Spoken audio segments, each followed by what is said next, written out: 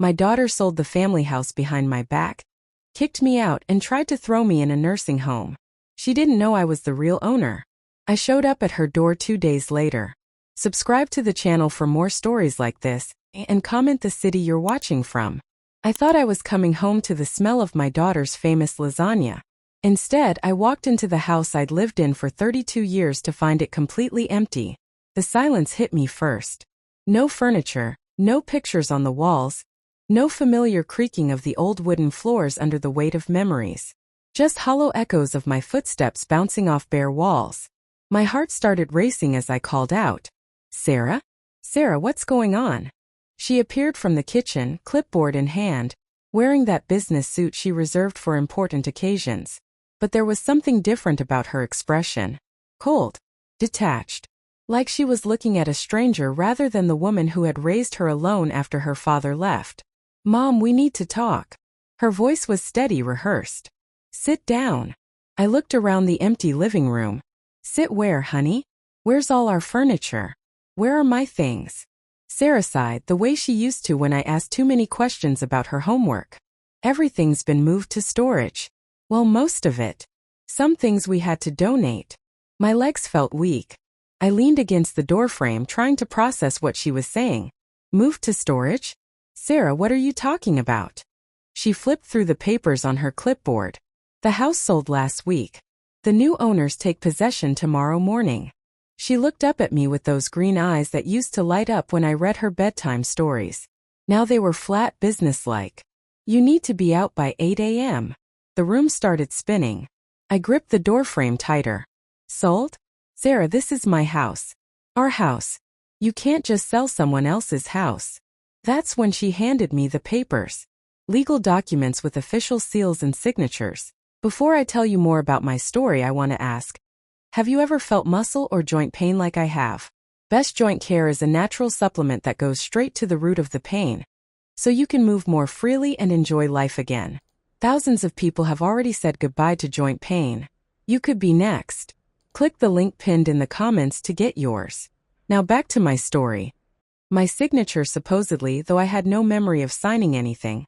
My hands shook as I tried to read through the legal jargon. "I don't understand. When did I sign this? I never agreed to sell the house."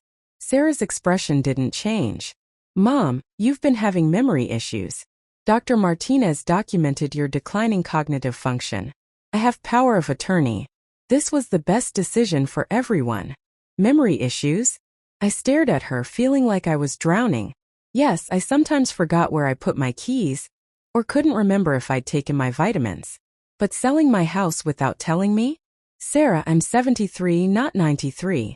I don't have dementia. I garden every morning, I balance my checkbook. I drive to the grocery store."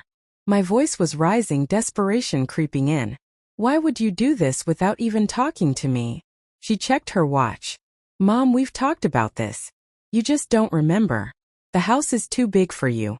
You can't maintain it anymore.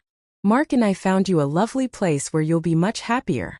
Mark, my son-in-law of 15 years, who had always been polite but distant, who looked at this house like he was calculating its value every time he visited. "What kind of place?" I whispered, though I already knew I wouldn't like the answer.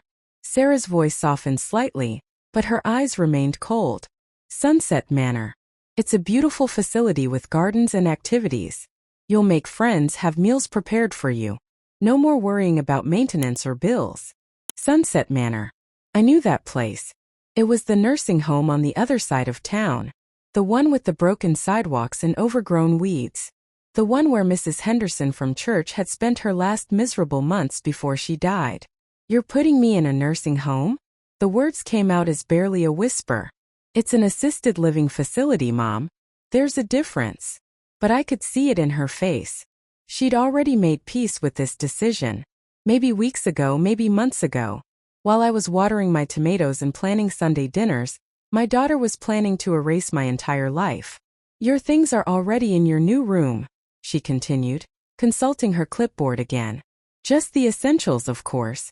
The room is smaller, so we had to be selective. My grandmother's china. My wedding photos. The rocking chair where I'd nursed Sarah through countless childhood illnesses. What happened to my things?" Like I said, some went to storage, some to charity. Don't worry about any of that now. You'll see tomorrow that this change will be good for you. The betrayal hit me like a physical blow. This wasn't happening because I needed care. This was happening because my daughter wanted my house gone, wanted me gone, wanted to move on with her life without the burden of an aging mother. I looked at her one more time, searching for any trace of the little girl who used to climb into my bed during thunderstorms. The child I'd worked 2 jobs to support. The teenager I'd stayed up all night helping with college applications. That little girl was gone. In her place stood a stranger with my daughter's face, holding papers that would steal everything I had left. Tomorrow morning, I would wake up in a room that wasn't mine, surrounded by strangers, with nothing but the essentials my daughter had deemed worthy of my remaining years. As Sarah locked the front door behind us, I realized I was about to find out just how disposable a mother could become. The van that came for me the next morning wasn't from a moving company. It was from Sunset Manor, with their logo painted on the side like I was being transported to prison. I sat in the passenger seat with a single suitcase, watching my neighborhood disappear through the window. Sarah had packed my essentials herself. 3 dresses, some underwear, a few photos she deemed important enough to save. My jewelry box was nowhere to be found. Neither was my mother's silver tea set or the quilt I'd spent 2 years making for Sarah's wedding. Where are my photo albums? I'd asked that morning as she loaded my pathetic belongings. Mom, you don't need 50 years of photos cluttering up your new space. I kept the important ones. Important to whom? I wanted to ask, but I'd already learned that my opinions no longer mattered. The drive to Sunset Manor took 23 minutes. I know because I counted everyone trying to memorize the route back home. But there was no home anymore.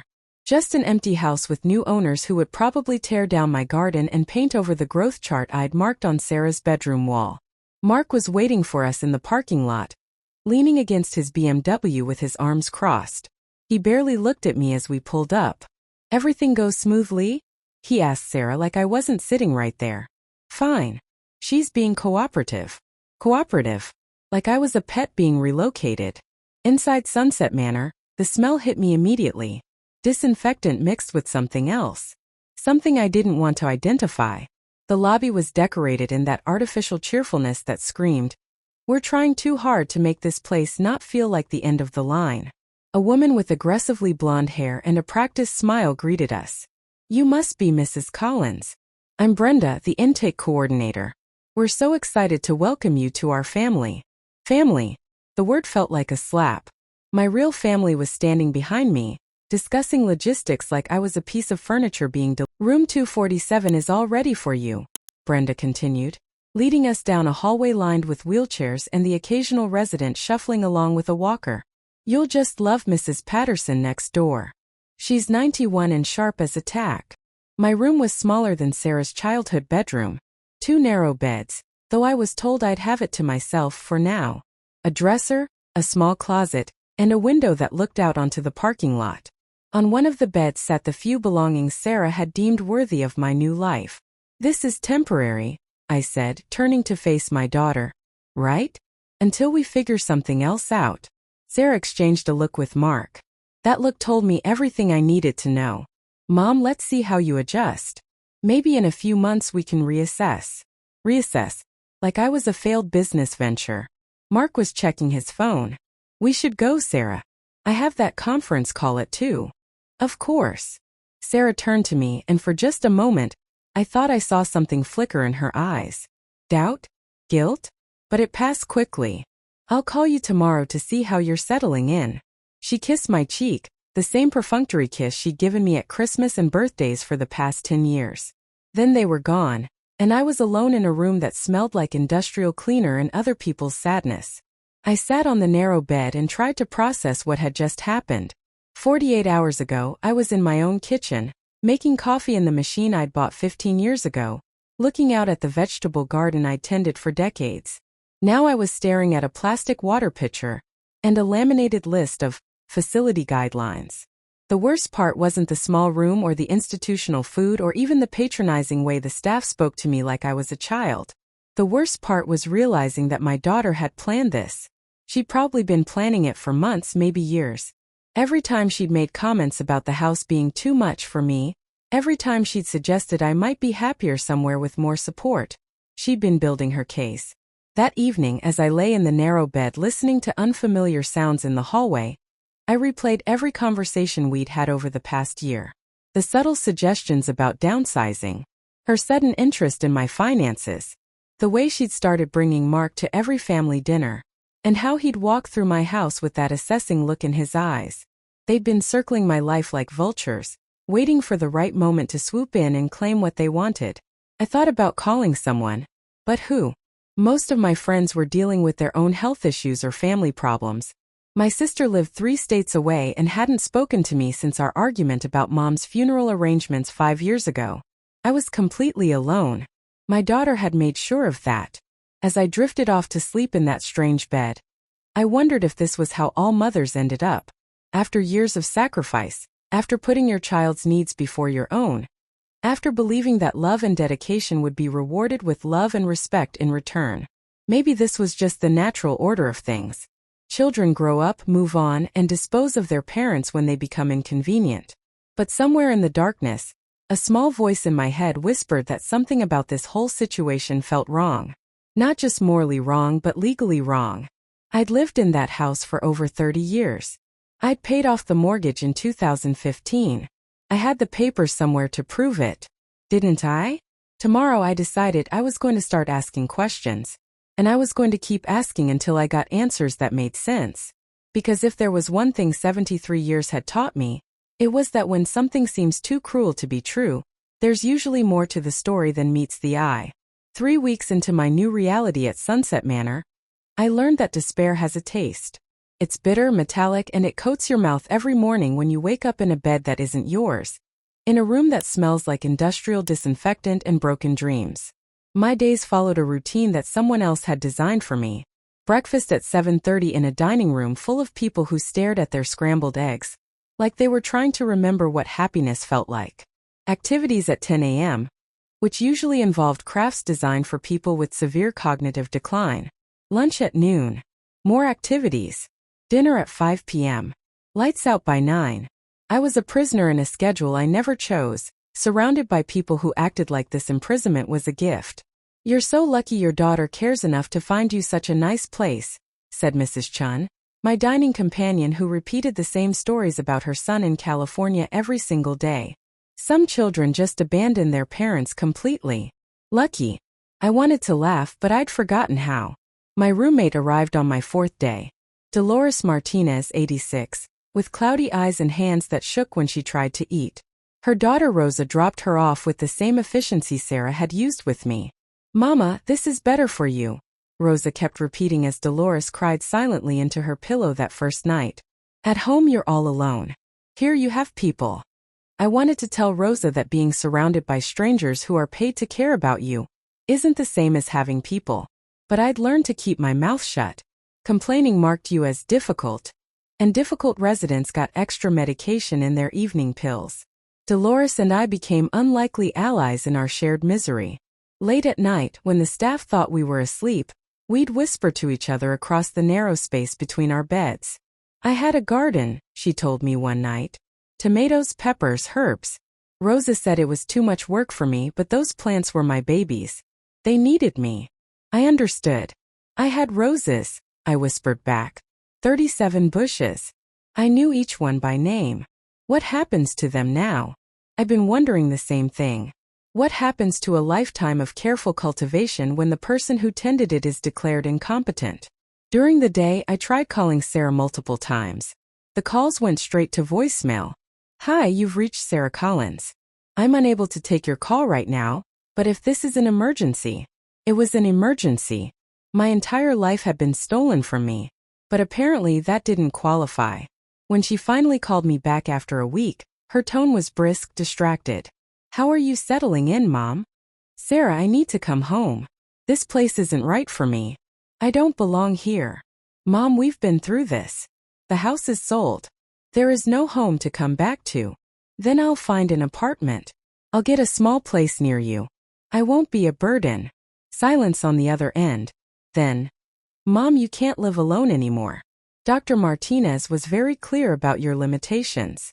Dr. Martinez, who had seen me exactly twice in the past 2 years for routine checkups, who had somehow diagnosed me with cognitive decline significant enough to strip away my legal rights. "I want to see those medical records," I said. "Mom, don't make this harder than it needs to be. Try to make friends. Join the activities. This could be a fresh start for you." A fresh start. At 73. In a nursing home. That night I lay awake thinking about all the ways I'd failed as a mother. Maybe Sarah was right. Maybe I had been too demanding, too needy. Maybe I'd clung too tightly to a relationship that she'd outgrown years ago. I remembered the Mother's Day when she was 16 and forgot to get me a card. I'd cried and she'd rolled her eyes and said, "God, Mom, it's just a stupid holiday." Maybe I should have known then that I meant less to her than I thought. The worst part wasn't the institutional food or the condescending staff, or even the loss of my independence. The worst part was the slow erosion of myself. Each day I felt a little more invisible, a little more forgotten. The woman who had raised a daughter, managed a household, worked as a secretary for 30 years, and volunteered at the church food bank was disappearing bit by bit. In her place was emerging someone I didn't recognize.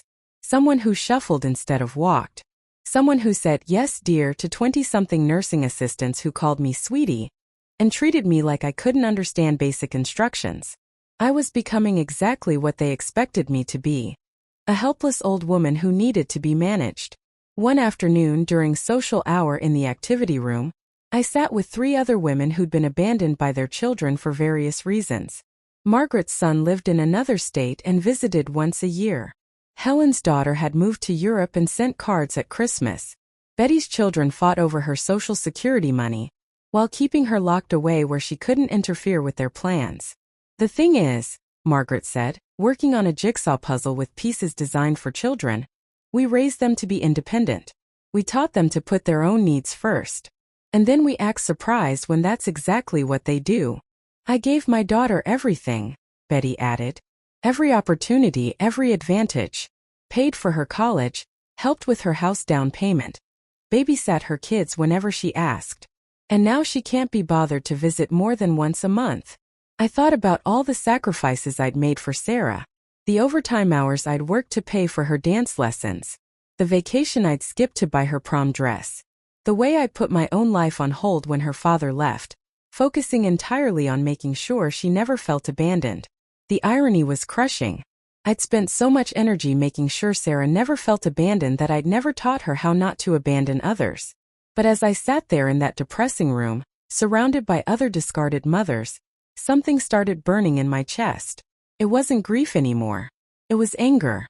An anger I was beginning to realize was much more useful than despair. That night, as Dolores slept fitfully beside me, I made a decision. I was going to stop feeling sorry for myself and start asking the questions I should have asked 3 weeks ago. Starting with how exactly my daughter had managed to sell a house that wasn't hers to sell. The call came on a Tuesday morning while I was sitting in the activity room, pretending to be interested in a craft project involving popsicle sticks and glitter. The nursing assistant, a young woman named Keisha who was one of the few staff members who treated residents like actual human beings, found me there. "Mrs. Collins? You have a phone call. Someone from a law office." My heart started racing.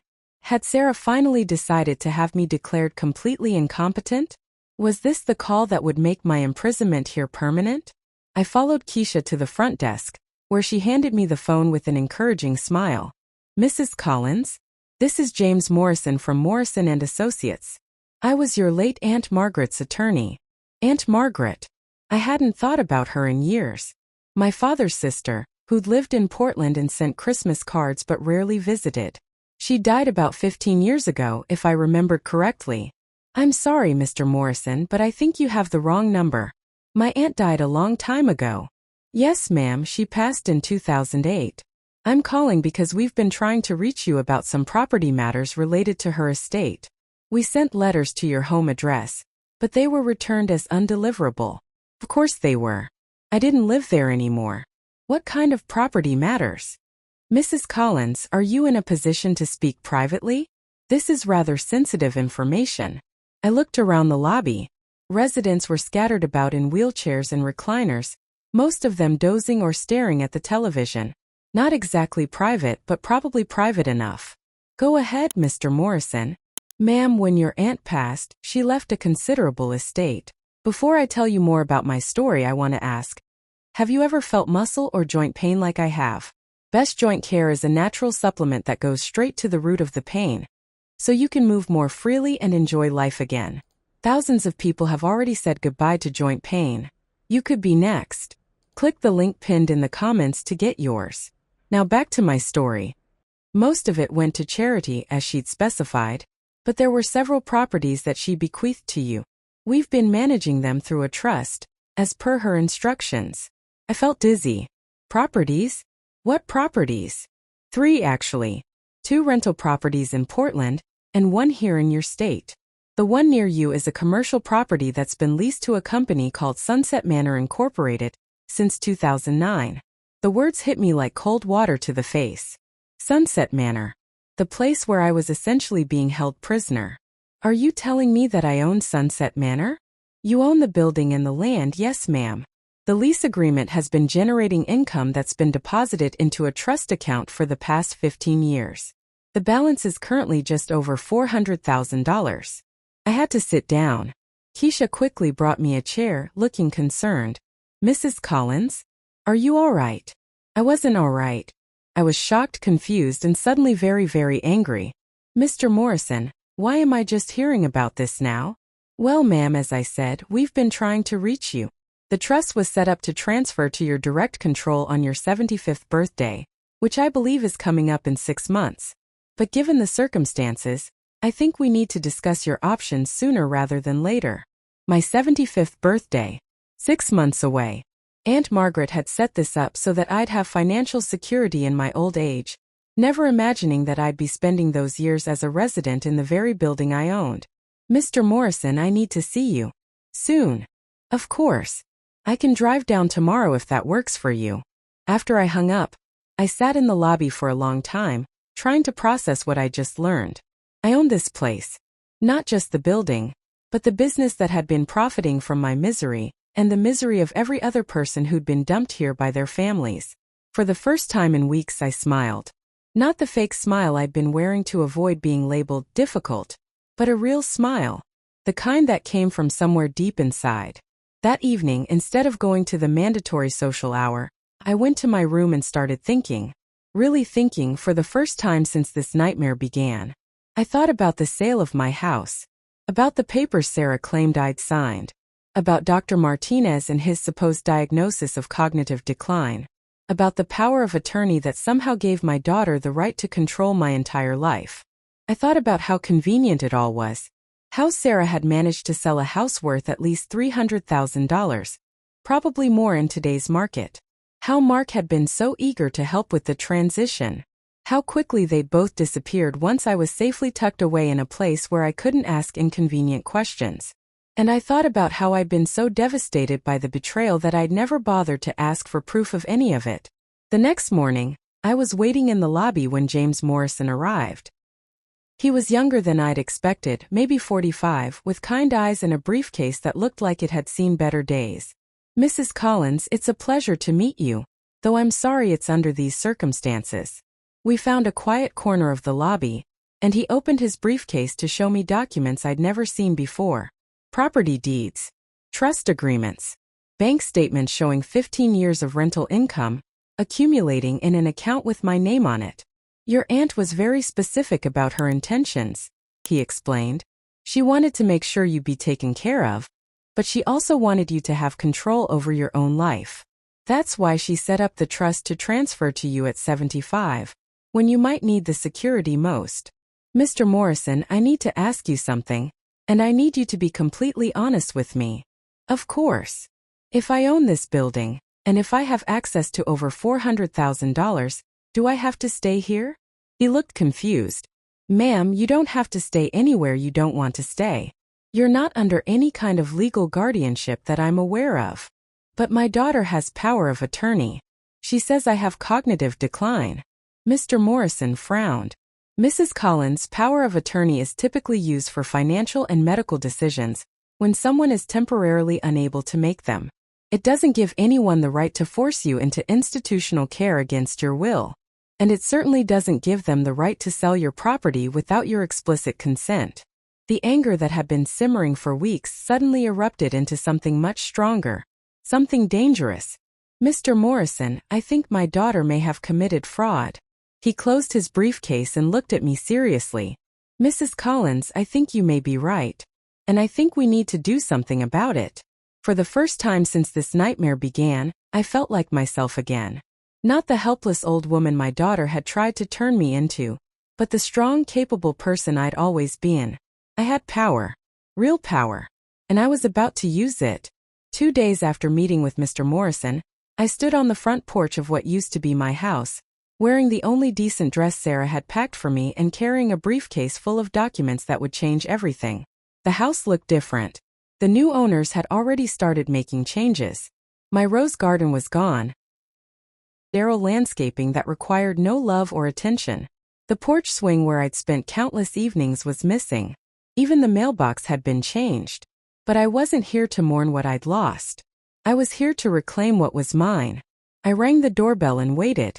Through the frosted glass I could see movement inside. Sarah's voice, muffled but agitated.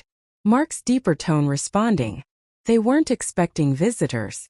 Sarah opened the door, and the look on her face was worth every humiliating day I'd spent at Sunset Manor. Pure shock followed quickly by irritation. Mom? What are you doing here? How did you get here? I took a taxi. I smiled pleasantly. May I come in? We need to talk. She glanced back toward the kitchen where I could see Mark hovering. They exchanged one of their meaningful looks. Mom, you can't just show up here unannounced. We have plans today. This won't take long. I stepped past her into the house before she could stop me. Hello, Mark. My son-in-law looked uncomfortable. Good. He should be. Mrs. Collins. Sarah didn't mention you were coming for a visit. It's not exactly a visit. I set my briefcase down on what used to be my coffee table and opened it slowly, deliberately. I came to discuss some business matters. Sarah's eyes narrowed. What kind of business matters? I pulled out the first document. Well, let's start with this. It's a copy of the deed to our family home. The one you supposedly sold last month. I watched Sarah's face carefully as I spread the papers out. Confusion first, then recognition, then something that looked a lot like fear. I'm confused, Sarah. According to these documents, which I obtained from the county recorder's office yesterday, this house has been in my name alone since 2015. Not our names. Mine. So I'm wondering how you managed to sell property that didn't belong to you. Mark stepped forward. Mrs. Collins, I think there's been some confusion. Sarah has power of attorney. Power of attorney allows someone to make decisions on my behalf when I'm unable to make them myself. I pulled out another document. It doesn't allow them to forge my signature on property deeds. Which brings us to this. The next paper I laid out was a statement from a handwriting analyst Mr. Morrison had recommended. The signature on the sale documents wasn't mine. It wasn't even a particularly good forgery. Sarah's face had gone completely white. Mom, I can explain. I'm sure you can. But let me finish first. I pulled out another document. This is a medical evaluation from Dr. Patricia Hughes, a geriatrician who examined me yesterday. According to her assessment, I show no signs of cognitive decline beyond what's normal for my age. No dementia, no incompetence, no inability to manage my own affairs. I looked directly at Mark. So I'm curious about Dr. Martinez's evaluation. The one you used to justify taking control of my life. I'd like to see those medical records. Mark's jaw tightened. Those are private medical documents. They're my private medical documents. And I have a right to see them. I smiled coldly. Unless, of course, they don't exist. The silence that followed was deafening. Sarah sank into one of their new chairs, her hands shaking. You don't understand, she whispered. The house was too much for you. We were trying to help. Help? By committing fraud? By forging my signature? By having me declared incompetent based on fabricated medical records. My voice was rising, but I didn't care. By stealing my home and dumping me in a nursing home like a piece of unwanted furniture? We needed the money. Sarah's composure finally cracked completely. Mark's business was failing, we were about to lose everything, and you were just sitting in this big house all alone. So you decided. Mark stepped forward aggressively. Now wait just a minute. No, Mark. You wait. I reached into my briefcase one more time and pulled out the document I'd been saving for last. Because we haven't gotten to the best part yet. I laid the property deed for Sunset Manor on the table. As it turns out, I own the building where you've had me imprisoned for the past month. My aunt left it to me 15 years ago, along with a trust fund that's been accumulating rental income all this time. Sarah stared at the document like it was written in a foreign language. What are you talking about?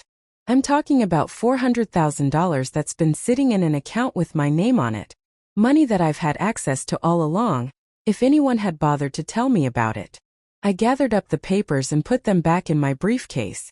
But more importantly, I'm talking about the fact that you've been paying rent to keep me locked up in a building that I own. The irony wasn't lost on any of us. Mark's face had turned an interesting shade of purple. This is impossible. You can't just what? Can't just reclaim my own property? Can't just expose your fraud? Can't just hold you accountable for what you've done? I stood up, feeling stronger than I had in years. Watch me. Sarah was crying now, but they weren't tears of remorse. They were tears of panic. Mom, please. We can work this out. We can fix this. You're right. We can fix this. I headed toward the door. By you returning every penny you stole from the sale of my house. By you facing charges for fraud and forgery. And by me making sure everyone knows exactly what kind of people you really are. I paused at the door and turned back to look at them one last time. My daughter, who I'd raised to be honest and compassionate, sitting in a house she'd bought with stolen money. My son-in-law, who'd convinced her that elderly people were disposable when their assets became more valuable than their lives. I'll be moving back into my house next week, I said calmly. The real estate transaction will be reversed once the fraud is exposed. You have until then to find somewhere else to live. As I walked down the front steps toward my waiting taxi, I heard Sarah calling after me. Mom, you can't do this. We're family. I didn't turn around. Family doesn't steal from each other. Family doesn't lie to each other. Family doesn't abandon each other when it becomes convenient. Whatever we had been, we weren't family anymore. But as the taxi pulled away from the house I'd soon be returning to, I realized I was okay with that. Because I'd learned something important over the past month.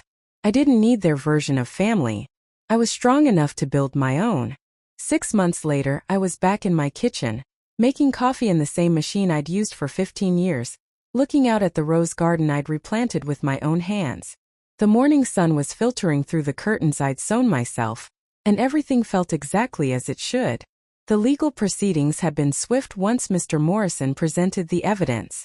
Sarah and Mark were facing multiple charges: fraud, forgery, elderly abuse, and theft. The house sale was reversed, and every penny they'd stolen was returned with interest. Their own house, bought with my money, was seized to cover the legal fees and damages. Sarah had called me exactly once since then, 3 weeks ago. She'd been crying, begging me to drop the charges, promising she'd learned her lesson. I'd listened to her entire speech, then quietly hung up. Some lessons come too late to matter. Mark had been less apologetic. He'd actually had the nerve to show up at my door last month, demanding I be reasonable about the situation. I'd called the police, and he'd been arrested for violating the restraining order. He was currently serving 18 months for fraud, and his business had collapsed completely.